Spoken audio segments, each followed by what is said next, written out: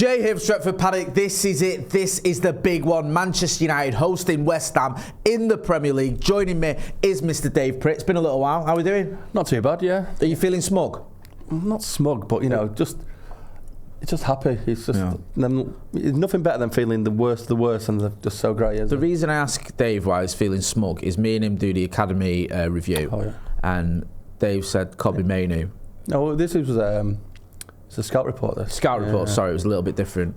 Said that Mainoo was basically one of the best young midfielders ever. People were getting carried away, saying, "Oh, what are you on about? Listen to these two. What's Dave Pritt talking about?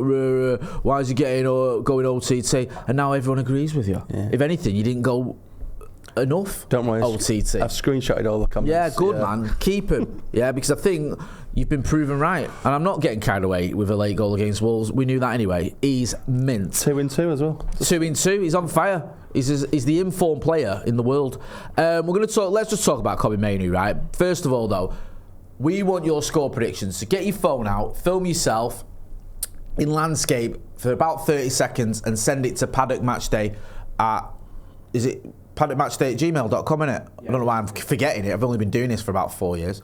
Send it to that address, and we'll use your video as part of our pre-match build-up. Right. Let's talk about Mainoo, because me and you've spoken about him extensively on this channel. You love him. You're waxing lyrical about him. You've been watching him for quite some time. Are you surprised at how quickly, since coming into the first team, he's settled into the first team? Not just settled, but shone. Yes and no. So that's very diplomatic. Very political answer. Yeah. Well, no, because for me, he was the best player in the Youth Cup winning squad. Did really well, and then when he went to pre-season, I thought he was tremendous. It was against Rice, wasn't it, when he was just took the piss out of him. Yeah. And then he got injured. That's the only reason why I didn't think he'd progress so quickly. I thought he might be slowing down because of the injury, but to him it's like, what injury? Just get on with it. And he's been absolutely tremendous. Yeah, he has been tremendous. Where do you see his best position, Dave? Because we spoke about this in the past. It's so difficult. I've spoke. There's you might have seen off the bar with myself, Ronnie, and Carl Anker. There's a bit of a debate going on there as well. It's like there's sort of discussions. Is he a 6? Is he an 8? Could he? This is the thing. It's so difficult because he's a 6, and he wins. I think he made every tackle he went for the last game. And his passing's amazing. And, he's that great 6 who just wins the ball and passes it on and does great things, even his long-range passing. But you see when he moves forward in that 8 position, he gets forward, he's vital, doing stuff. And, I think you play him as a 6, but if you're struggling going forward, just moving forward, and he's a box-to-box player.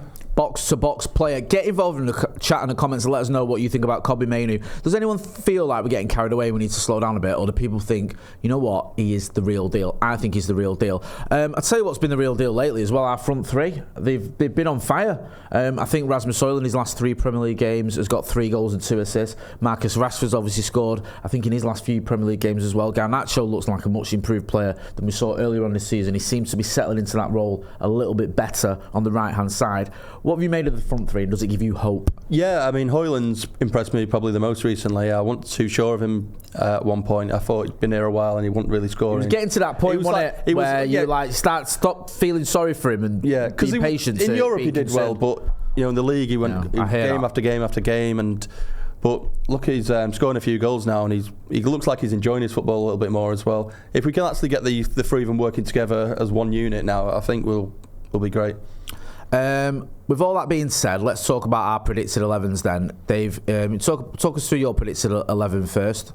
You've gone... I've gone unchanged. You've gone unchanged, but you've got Maguire in for minors, which is a bold one, but I'm sure you'll be able to explain your thinking. You think this is what the manager's going to do, by the way? Yeah, well, it's the fact that they brought Martinez off, I thought they brought him off because he was on yellow and he wasn't going for certain tackles.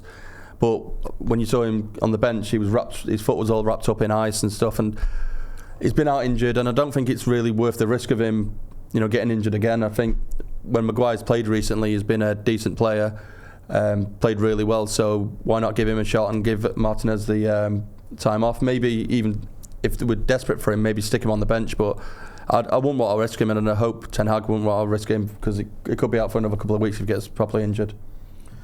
Yeah, I agree. I kind of see you thinking there. I think if you do have to sort of play the long-term game or the long game with Lisandro Martinez, then it's definitely worth doing so, because we saw what happened. Like you say, we've seen what happened with rushing him back. I've gone for the same team as the game against Wolves. I think from what we gather, he will be okay. If there even is a whiff, though, that he isn't, then 100% we need to swap him for.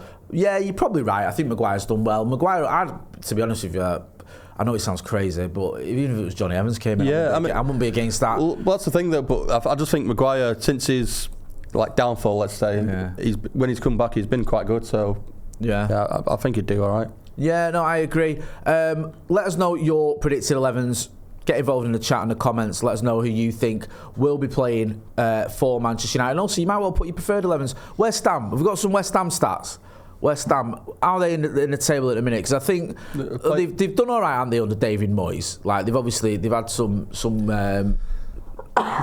some big results this season. But can we get some West Ham stats? There you go. The last 5 games, they've drawn against Brighton. They drew with Bristol City in the Cup and then lost in the replay. They've drawn with Sheffield United and they've drawn with Bournemouth as well. I think they were 1-0 down against Bournemouth after 3 minutes. So not exactly a great run. If you look at that, it's pretty deflating, to be honest with you. I think it's in the past 6, it's 5 draws and a loss. I mean, that is poor, but overall this season they're doing quite well. They're top half of the table. Like they're not sort of the West Ham are a team that sometimes you look at and you go, okay, you expect them to be around 15th, 16th, scrapping just a little bit above the relegation zone. I feel like under David Moyes, I was saying this the other day on one of the videos or podcasts we did, that David Moyes has done quite well with West Ham. That he's sort of gets a lot of stick, but he's won a trophy with them. The first trophy they've won since 1980. He's kept him sort of near the top end of the table. He came in twice and took him out of relegation when he took over from Bilic, and then again when he took over from Manuel Pellegrini. And they've had European football pretty regularly under him. They've had 2 seasons where they've scored 60 goals or more. So it's not all terrible. No. Yeah, the West Ham fans don't seem to like him, do they? I think it's because they're in this big stadium now and they're seeing all the other, like Tottenham, what they're doing in London with their new stadium. They're doing all right, but they were doing better. I think there's a lot of expectation on West Ham, but at the end of the day, they don't get as much money as the rest of the London clubs. And I think he's doing a great job.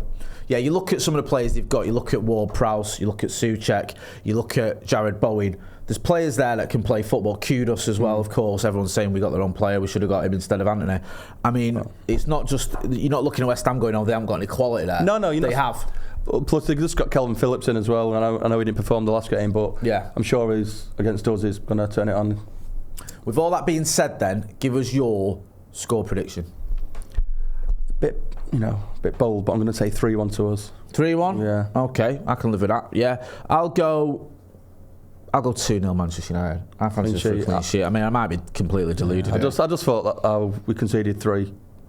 Against Wolves, your old fans just for a clean sheet. We're not exactly. I know we got a few in November, but we're not exactly renowned for our clean sheets. No. You look at what happened against Spurs last time at Old Trafford. Anyway, look at Newport for Pete's sake. Anyway, never mind about that. Send us your score predictions to paddockmatchday@gmail.com. Dave, where can people find you? Upstairs. He's always upstairs, arguing with Stephen Howson. Or you can find him on the socials if you can bother looking for him. He's playing it a bit, playing his cards close to his chest. I don't want anyone to know where he is. You know where to find me as well, Jay Motti. That's been Dave Pritt. I've been Jay. This has been the preview for the West Ham game. Hello, is that West Ham? Thanks for watching.